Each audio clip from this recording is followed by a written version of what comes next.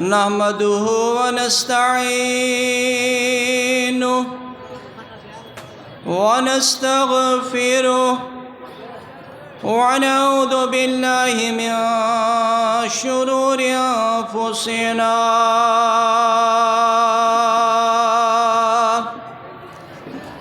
ومن سيئات أعمالنا من يهده الله فلا مضل له ومن يضلله فلا هادي له وأشهد أن لا إله إلا الله وحده لا شريك له وأشهد أن محمدًا عبده ورسوله أرسله بالحق بشيرا ونذيرا أما بعد فإن خير الحديث كتاب الله وخير الهدي هدي محمد صلى الله عليه وسلم وشر الأمور محدثاتها وكل محدثة بدعة وكل بدعة ضلالة وكل ضلالة في النار.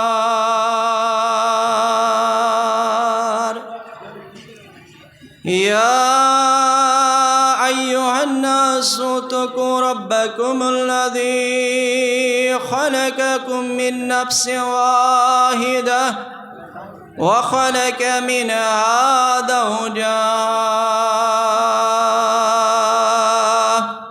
وبث منهما رجالا كثيرا والنساء واتقوا الله الذي تساءلون به والأرحام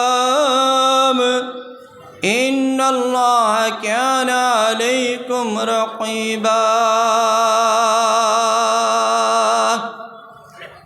يا أيها الذين آمنوا اتقوا الله حق تقاته ولا تموتن إلا وأنتم مسلمون. يا أيها الذين آمنوا اتقوا الله وقولوا قولا سديدا يصلح لكم أعمالكم ويغفر لكم ذنوبكم ومن يطع الله ورسوله فقد فاز فوزا عظيما.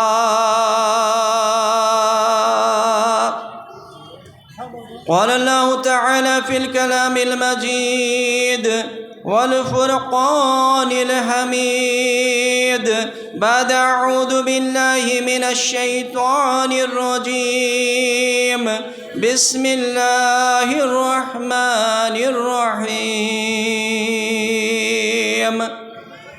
اقرأ باسم ربك الذي خلق خلق الإنسان من علق رب اشرح لي صدري ويسر لي أمري واحلل عقدة من لساني يفقهوا قولي رب زدني علما والحقني بالصالحين.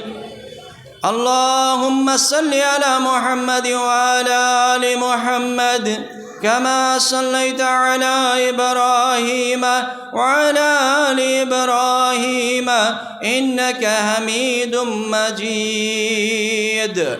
اللهم بارك على محمد وعلى آل محمد كما باركت على إبراهيم وعلى آل إبراهيم إنك حميد مجيد.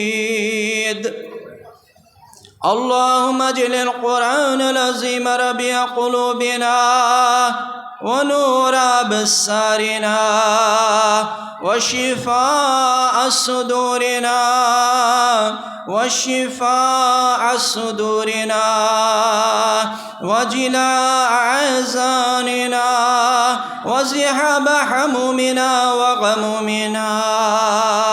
اللهم اشفنا واشف أمراض الحاضرين. اللهم اشفنا واشف أمراض الغائبين. اللهم اشفنا واشف أمراض المسلمين. اللهم اعتق رقابنا ورقاب آبائنا وأمهاتنا وإخواننا من النار. اللهم ثبتنا على الإسلام. رب ارحمهما كما ربياني صغيرا. واغفر لنا وللمؤمنين والمؤمنات والمسلمين والمسلمات الأحياء منهم والأموات إنك غافر الذنوب والخطايا برحمتك يا أرحم الراحمين. آمین یا رب العالمین. میں اس جہاں سے جاؤں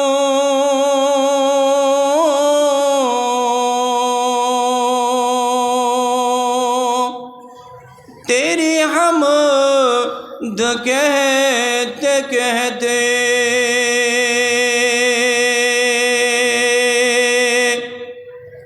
میں اس جہاں سے جاؤں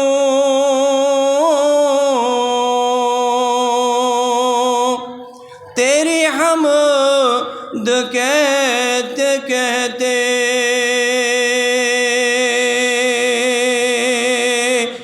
جنت میں مسکراؤں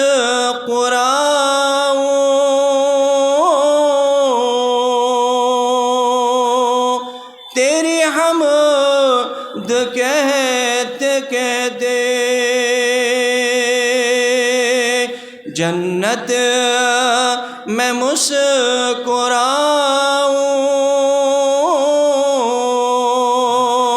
تیری حمد کہتے کہتے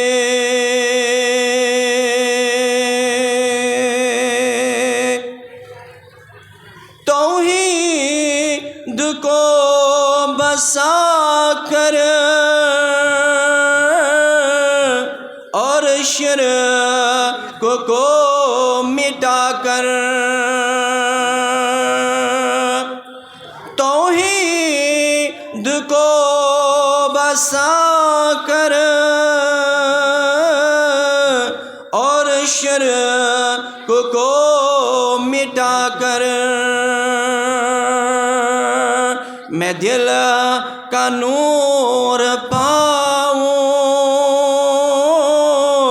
تیری حمد کہتے کہتے میں دل کا نور پاؤں تیری حمد کہتے کہتے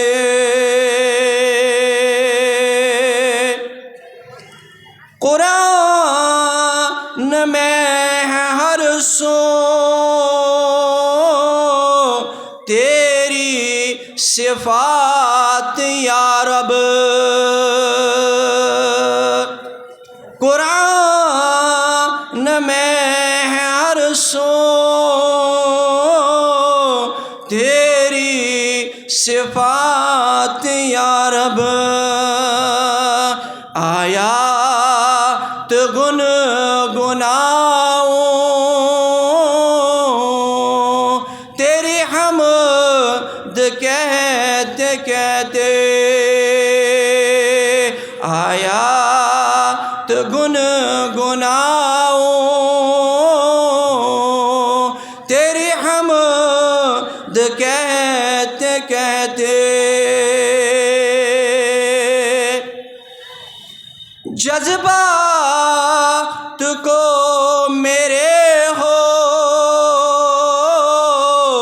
حسن بیان حاصل، جذبات کو میرے ہو حسن بیان حاصل، الفاظ چن کے لاؤں تیری حمد کہتے کہتے، الفاظ چن کے لاؤں تیری حمد کہتے کہتے، میں اس جہاں سے جاؤں تیری حمد کہتے کہتے۔ آمین یا رب العالمین۔ آغاز میں سب تعریف اللہ تعالیٰ کے لیے حق، جس اللہ تبارک و تعالیٰ نے تمام انسانیت کو پیدا کیا، جس اللہ تبارک و تعالیٰ نے اس جہاں کو کسی سے مشورے کیے بغیر بنایا، جو اللہ تبارک و تعالیٰ اس کائنات کا نظام خود چلاتا ہے، جو اللہ تبارک و تعالیٰ کائنات کا مالک ہے، آخرت کا مالک ہے، انسان کا مالک ہے۔ جب بھی امت کے سامنے ہمارے عظیم پیغمبر حضرت رسول اللہ صلی اللہ علیہ وسلم آیا کرتے تھے، کوئی نصیحت کرنی تھی، کوئی بات بتانی تھی، آغاز کرتے تھے، شروعات کرتے تھے، ابتدا کرتے تھے ایک کلمے سے، لا الہ الا اللہ شروع ہوتی تھی بات۔ ابتدا جو بات کی ہوتی تھی، آغاز جس بات سے ہوتا تھا، وہ بات ہوتی تھی لا الہ الا اللہ۔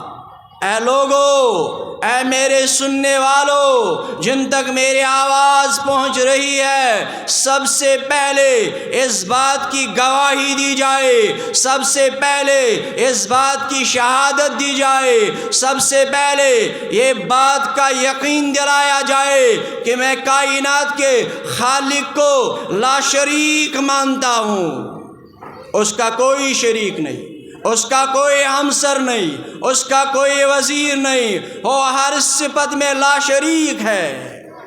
وہ اللہ اولاد عطا کرنے والا ہے، وہی اللہ رزق دینے والا ہے، وہی اللہ شفا بخشنے والا ہے، وہی اللہ کمزوروں کی کمزوری دور کرنے والا ہے۔ تاریخ میں ایک واقعہ درج ہوا ہے، ایک امیر آدمی تھا، ایک مالدار آدمی تھا، ایک علاقے میں رہتا تھا، اس کا ایک ملازم تھا جو اس کے پاس کام کرتا تھا۔ ایک دن یہ ملازم بنا بتائے، ایک دن یہ ملازم اطلاع کیے بغیر اس نے اپنے کام سے چھٹی کی، کام پر نہیں آیا۔ اس کا جو مجازی مالک تھا، دنیاوی مالک تھا، اس کو یہ برا لگا۔ اگر اس کو گھر میں بیٹھنا تھا، اگر اس کو کام پر نہیں آنا تھا، اس کو اطلاع کرنی چاہیے تھی، اس کو بولنا چاہیے تھا کہ میں کل نہیں آ سکتا۔ بنا بتائے آیا، اپنے آپ سے مشورہ کرنے لگا، یہ شاید اس لیے اچانک سے کام سے بیٹھتا ہے، چھٹی پہ آ جاتا ہے، شاید اس کا معاوضہ کم ہے۔ میں اپنی بات آپ تک پہنچانے کی کوشش کروں گا، لیکن میں سب سے گزارش کروں گا، عرض کروں گا کہ آپ میری طرف دھیان رکھیں گے۔ مجھے پتہ ہے آپ کو یہاں بیٹھے بہت وقت ہوا ہے، آپ نے بہت سارے لوگوں کی تقریریں سنی ہے، لیکن دل میں ایک درد لے کر، دل میں ایک بات لے کر، ایک فکر لے کر، یہ سوچ کر میں نے اتنا دور سفر کیا، میں اتنے دور سے آیا ہوں آپ تک یہ بات پہنچانے کے لیے کہ ہمارا مقصد دنیا نہیں ہے، ہمارا مقصد دنیائے کام و کاج نہیں ہے، ہماری زندگی کا مقصد دنیا تعمیر کرنا نہیں ہے، بلکہ ہماری زندگی کا مقصد اصل یہ ہونا چاہیے کہ ہم آخرت میں کامیاب ہو جائیں۔ یہی بات، یہی درد میں دل کے لے کر آیا ہوں آپ کے پاس، تاکہ آپ کو اور خود کو وہ وعدہ یاد دلایا جائے جو وعدہ میں نے اور آپ نے عالم ارواح میں اپنے اس حقیقی معبود برحق سے کیا تھا، جب اس نے ہمیں پیدا کر کے پوچھا تھا الست بربکم، الست بربکم، کیا میں تمہارا پروردگار نہیں؟ ہم سب نے ایک ساتھ جواب دیا قالوا بلا شہدنا، ہم گواہی دیتے، ہم شہادت دیتے ہیں کہ تو ہی ہمارا پروردگار ہے، تو ہی ہمارا معبود برحق ہے۔ تو میں عرض کر رہا تھا اس ملازم نے بنا بتائے چھٹی کی، بنا بتائے کام سے بیٹھ گیا، تو مالک نے سوچا اس کے تنخواہ میں اضافہ کیا جائے، مالک نے سوچا اس کے معاوضے میں اضافہ کیا جائے، شاید آئندہ ایسا کام نہ کرے گا۔ یہ ملازم دوسرے دن چھٹی سے آیا، کام پر آیا، 1 مہینہ پورا ہوا، کام پورا ہوا، اس کی تنخواہ دی گئی، معاوضہ دیا گیا، اجرت دی گئی، اس نے لی، یہ اس نے زیادہ پائی، مجھے اپنا مالک 4000 دیتا تھا، آج 5000 دیا، مجھے 10000 دیتا تھا، آج 11000 دیا، اس نے پایا، اس نے گن کر اپنی زبان سے بولا الحمدللہ، اور جیب میں رکھا، جایا اپنے کام پر گیا، اپنے گھر گیا، وقت گزرتا گیا، مگر ایک آدھ دن آیا، اس ملازم نے پھر سے چھٹی کی، یہ ملازم پھر سے بولے بنا بیٹھ گیا۔ اس بار مجازی مالک کو غصہ آیا، اس نے سوچا میں نے اس کے تنخواہ میں اضافہ بھی کیا، میں نے اس کو زیادہ پیسہ بھی دیا، مگر اس کے بعد بھی اس نے یہ غلطی کی، اس کو کرنا نہیں چاہیے تھا۔ ایک دن گزر گیا، وہ دوسرے دن کام پر آیا، جب 1 مہینہ ہوا، اس نے اس کا اضافی تنخواہ کاٹ لیا، پہلے 4000 دیتا تھا وہی 4000 دیا، یا 10 دیتا تھا وہی دیا، اس نے کاٹ لیا۔ ملازم نے تنخواہ لیا، اپنے ہاتھ سے گنا، یہ کم پایا، لیکن کم پانے کے باوجود اس نے اپنے جیب میں رکھا، الحمدللہ بولا اور جانے لگا، مگر مجازی مالک نے اس کو بلایا، بولا ذرا واپس آ جا، کیا بات ہے؟ آپ کی تنخواہ میں اضافہ کیا، آپ نے گنا، الحمدللہ پڑھا اور اپنے کام پر چلے گئے۔ آج میں نے آپ کے تنخواہ میں، آپ کے معاوضے میں کمی کی، آپ نے آج بھی گنا، الحمدللہ پڑھا اور اپنے جیب میں رکھ کر چل دیے، کیا ماجرا ہے؟ سوال نہیں کیا زیادہ تنخواہ کیوں دیا، آج کم کیوں کیا؟ یہ ملازم واپس جواب دینے لگا، یہ بولنے لگا آپ کو پتہ ہے جب پہلی بار میں گھر میں بیٹھا چھٹی کے سمے بولے بغیر میں بنا وجہ نہیں بیٹھا، آج بھی بیٹھا بنا وجہ نہیں بیٹھا۔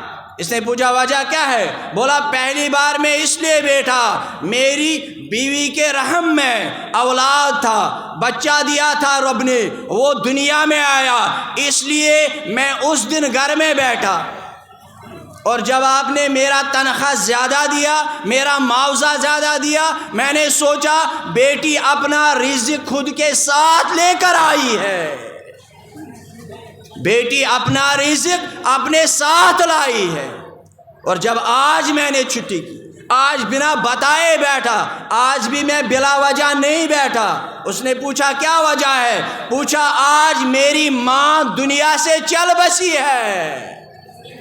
جب آپ نے تنخواہ کم کی، جب آپ نے معاوضہ کم کیا، میں نے سوچا اپنی میری ماں اپنا رزق اپنے ساتھ لے کر گئی، نہ اس اضافے میں میرا زیادہ دخل ہے، کچھ دخل ہے، نہ کم ہونے میں کچھ دخل ہے، یہ سب کرنے والا ہے حضرت اللہ جل جلالہ جل شانہ۔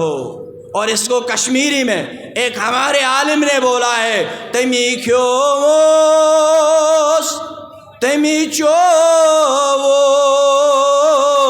تمی براہ حق تھوس۔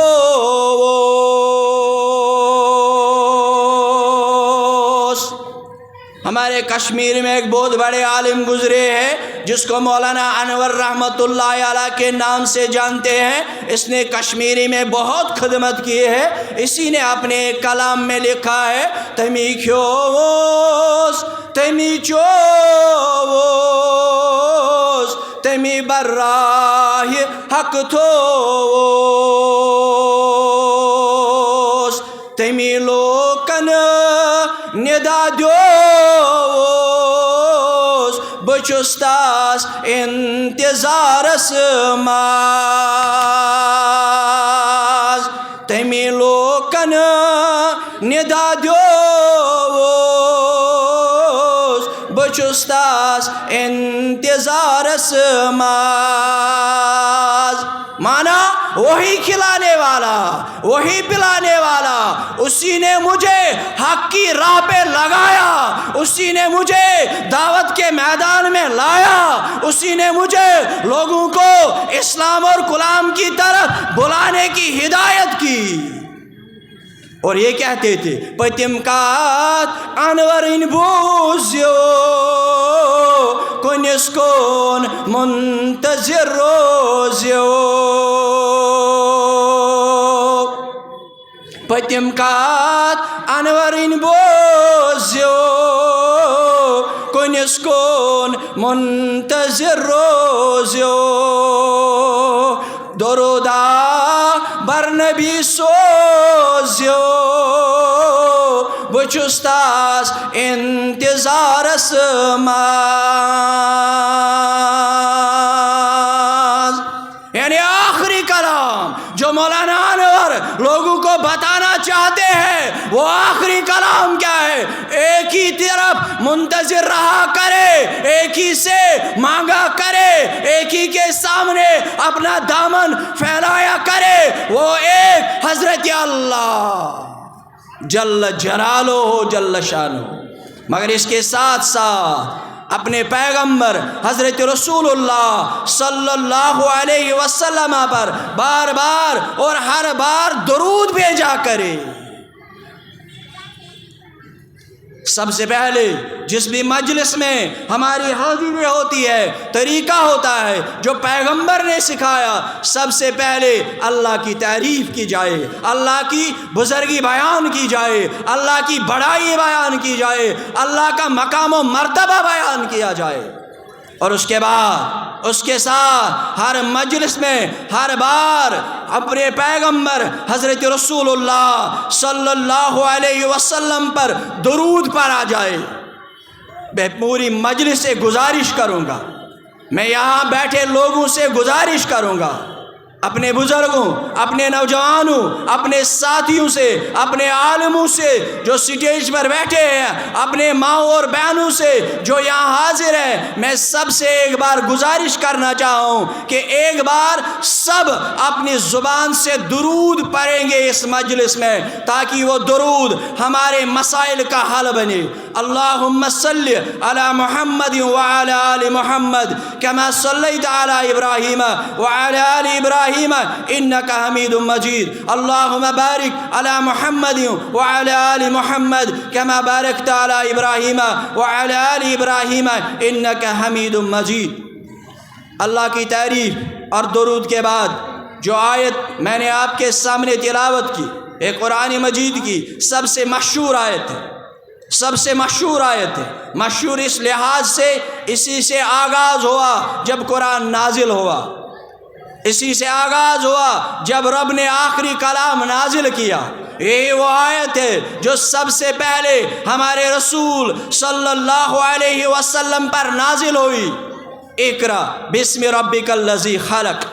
آپ جانتے ہیں, آپ سنتے ہیں, آپ کے پاس بات پہنچتی ہے کہ غاری حرا میں ہمارے پیغمبر بیٹھے تھے, تشریف فرما تھے, وہیں پر آئے جبریل علیہ السلام, انہوں نے سلام گزاری, اس کے بعد عرض کیا اقرا. انہوں نے واپس جواب دیا میں پڑھا نہیں ہوں, میں پڑھا لکھا نہیں ہوں, دوسری بار عرض کیا گیا، پھر وہی جواب آیا، تیسری بار عرض کیا گیا، پھر وہی جواب آیا۔ اس کے بعد جبریل علیہ السلام نے اپنے پیارے رسول صلی اللہ علیہ وسلم کو اپنے باہوں میں لیا، اپنے باہوں میں زور سے جگڑا، اس کے بعد بولا اقرا بسم ربک الذی خلق۔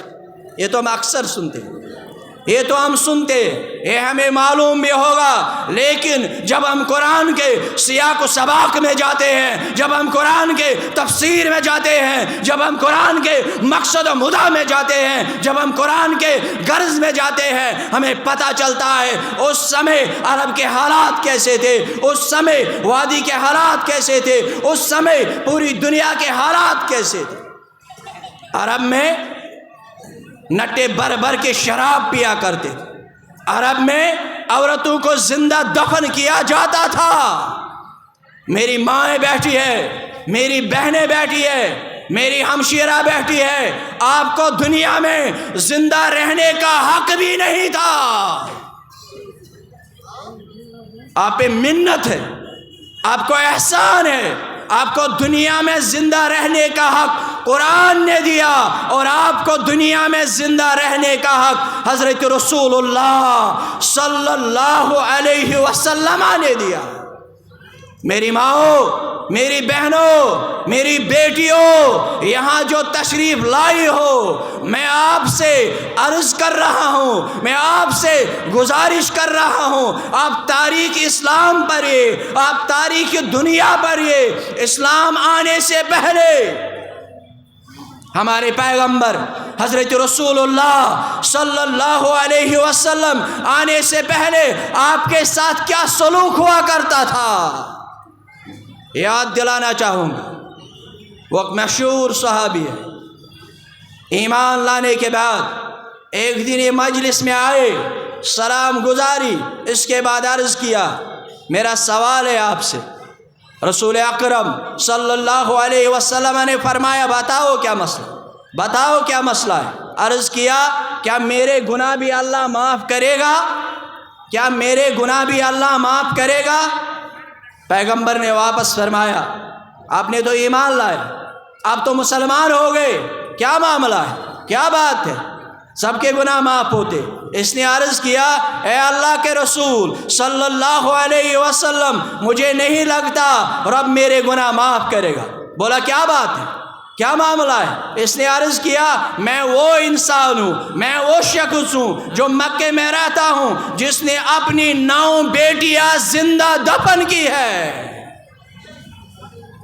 میری بیٹیوں، میری ماؤں، میری بہنوں، یہ وہ آدمی ہے جو پیغمبر کے سامنے بول رہا ہے میں نے اپنی 9 بیٹیاں زندہ دفن کی۔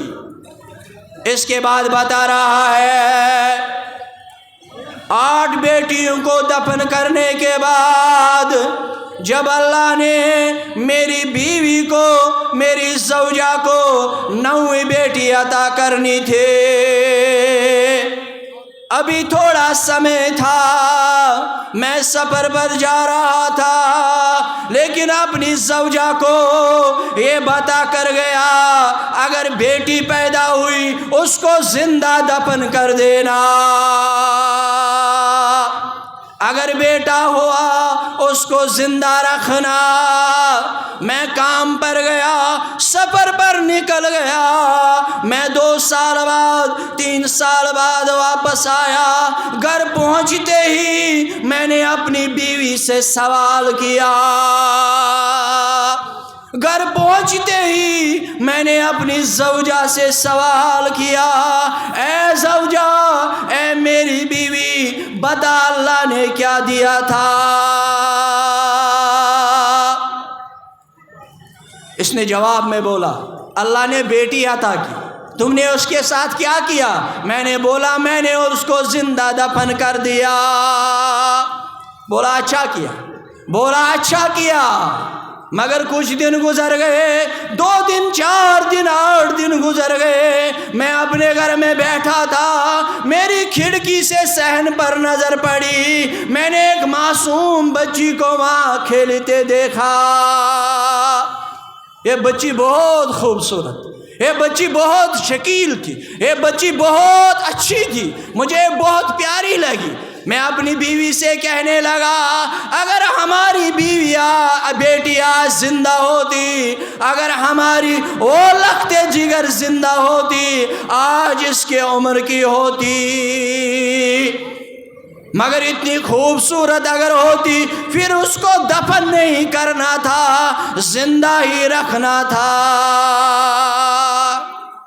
جب میں نے یہ بولا میری زوجہ مجھ سے کہنے لگی، میری بیوی مجھ سے کہنے لگی آپ کو مبارک ہو، آپ کو یہ باتیں کرنے پر مبارک ہو۔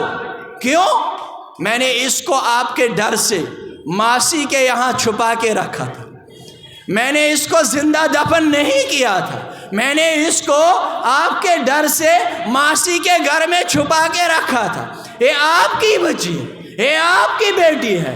یہ کہتے ہیں اے میرے رسول صلی اللہ علیہ وسلم، میں جلدی سے اٹھا، میں نے اپنی بچی کو اپنے گود میں اٹھایا، اس کو بوسے دینے لگا، چومنے لگا، گلے سے لگانے لگا۔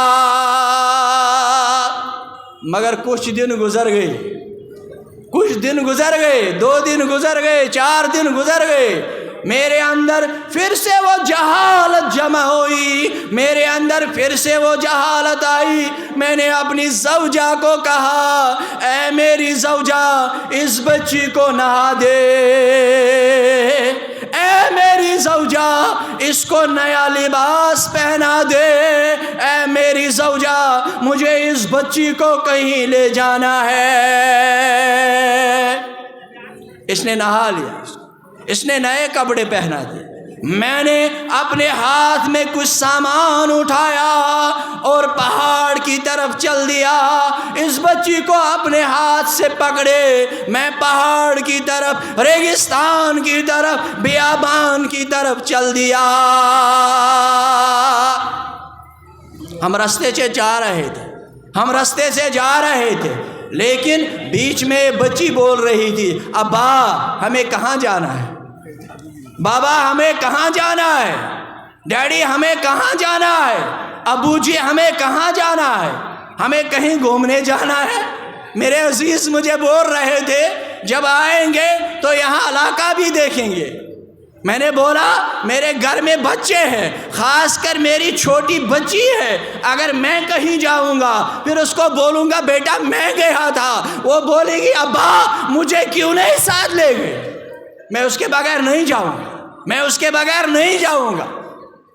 یہ عرض کر رہے خدمت میں ہم جا رہے تھے، لیکن یہ بچی بول رہی تھی مجھے ابا ہمیں کہاں جانا ہے، ہمیں کیا کرنا ہے، کون سا کام ہے، مگر میرے اوپر جہالت سوار تھی۔ ہم جا رہے تھے، ہم بیابان میں پہنچے، ہم ریگستان میں پہنچے، وہاں پہنچ کر میں ایک کھڈا کھودنے لگا، میں ایک گڈھا کھودنے لگا۔ جب میں کھود رہا ہوں میرے لباس پر، میرے کپڑوں پہ مٹی پڑ رہی ہے، مگر یہ معصوم بچی، مگر یہ معصوم بچی، چھوٹی بچی اپنے چھوٹے چھوٹے ہاتھوں سے صاف کر رہی، اپنے چھوٹے چھوٹے ہاتھوں سے صاف کر رہی۔ بابا ابا آپ کے کپڑے گندے ہو گئے، آپ کیا کر رہے ہو یہاں، آپ کیا بنا رہے ہو یہاں، یہ میرے کپڑے صاف کر رہی ہے، مگر میرے اوپر جہالت سوار تھی۔ میں گڈھا کھودتے گیا، کھودتے گیا، جب گڈھا تیار ہوا میں نے اس بچی کو اٹھا کر اس گڈھے میں ڈال دیا۔ میں نے اس اپنے لختی جگر کو، میں نے اس اپنے معصوم بچی کو اس گڈھے میں ڈال دیا، اس گڈھے میں ڈال دیا۔ یہ بچی بول رہی تھی ابا مجھے کپڑے نہیں چاہیے، ابا مجھے کتابیں نہیں چاہیے، ابا مجھے کوئی چیز نہیں چاہیے، مگر آپ میری زندگی کا اختتام کیوں کر رہے ہو، آپ مجھے مارنے پر کیوں تلے ہو؟ مگر میرے اوپر جہالت سوار تھی، میرے اوپر جہالت سوار ہو چکی تھی۔ میں نے اس کو گڈھے میں ڈالا، گڈھے میں ڈال کر اس کے اوپر مٹی ڈالتے گیا، ڈالتے گیا، ڈالتے گیا، جب تک اس کی آواز بند نہ ہوئی۔ جب تک اس کی آواز بند نہ ہوئی۔ ایک قصہ پیارے نبی صلی اللہ علیہ وسلم کی خدمت میں بیان کر رہا ہے۔ میری بہنوں، میری ماؤں، میری بیٹیوں، تم کو دنیا میں زندہ رہنے کا حق نہیں تھا، یہ حق تم کو دیا جناب رسول اللہ صلی اللہ۔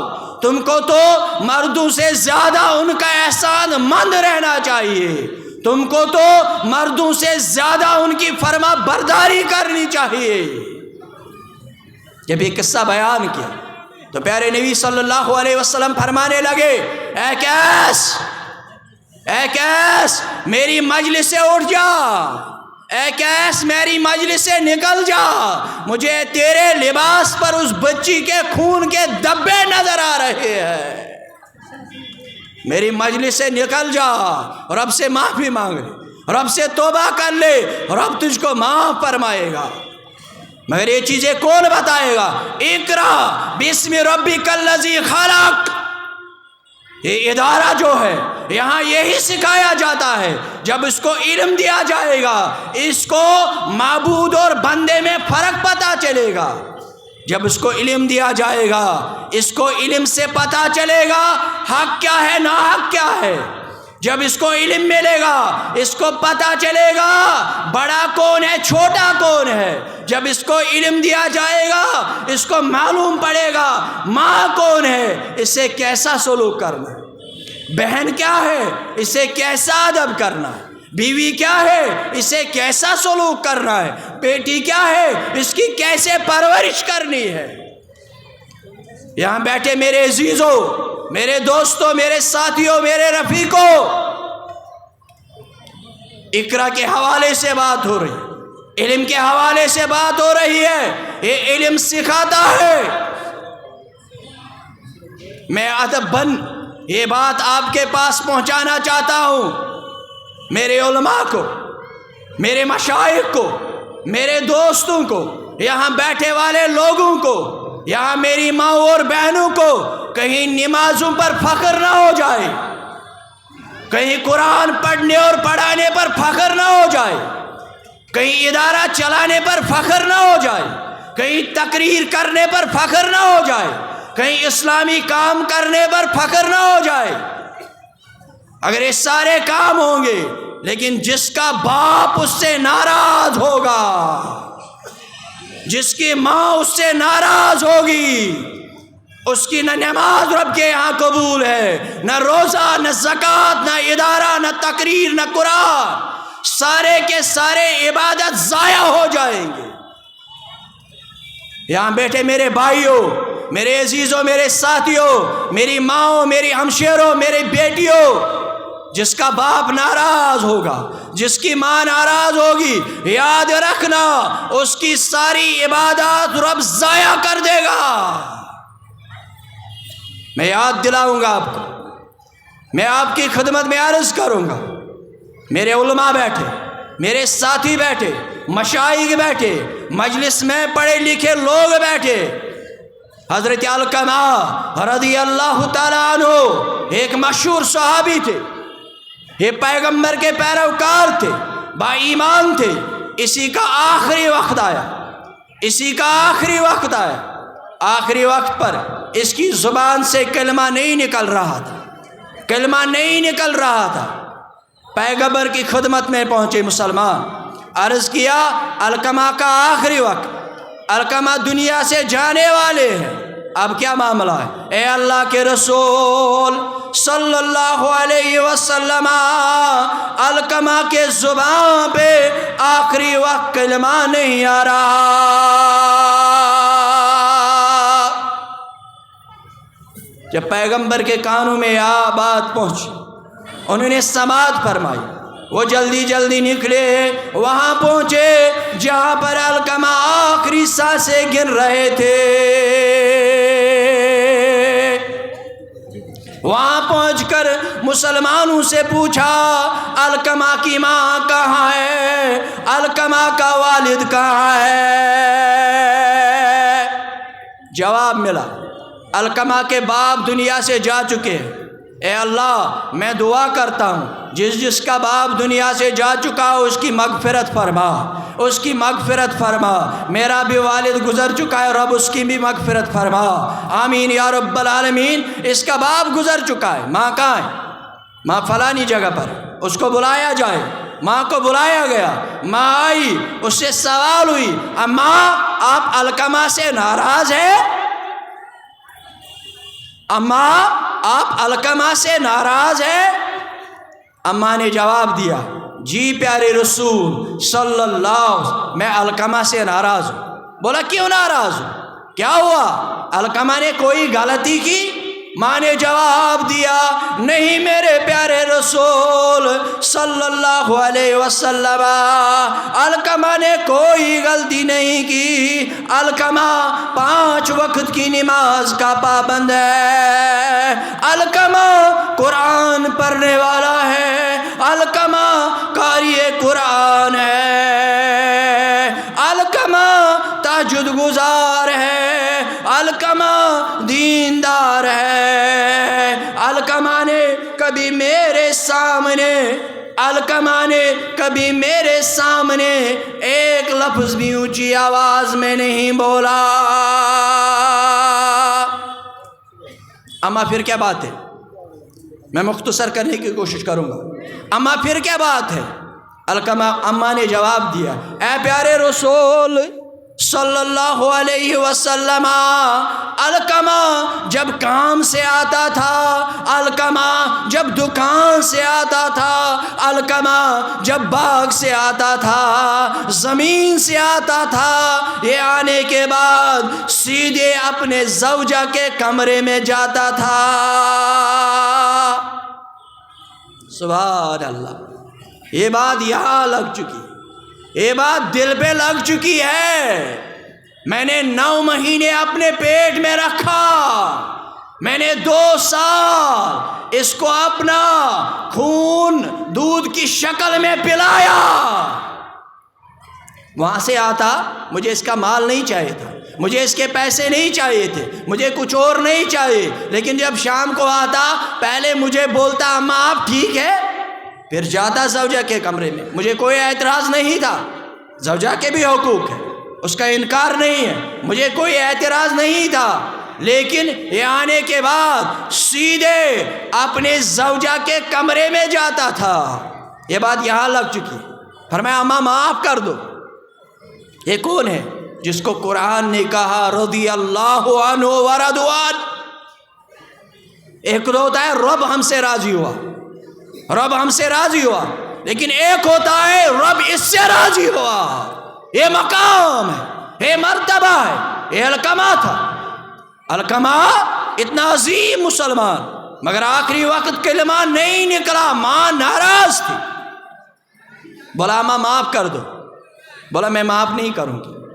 حکمت کے پیغمبر، حکمت جاننے والے، دانائی جاننے والے پیغمبر نے مسلمانوں سے کہا آپ لکڑی جمع کرو۔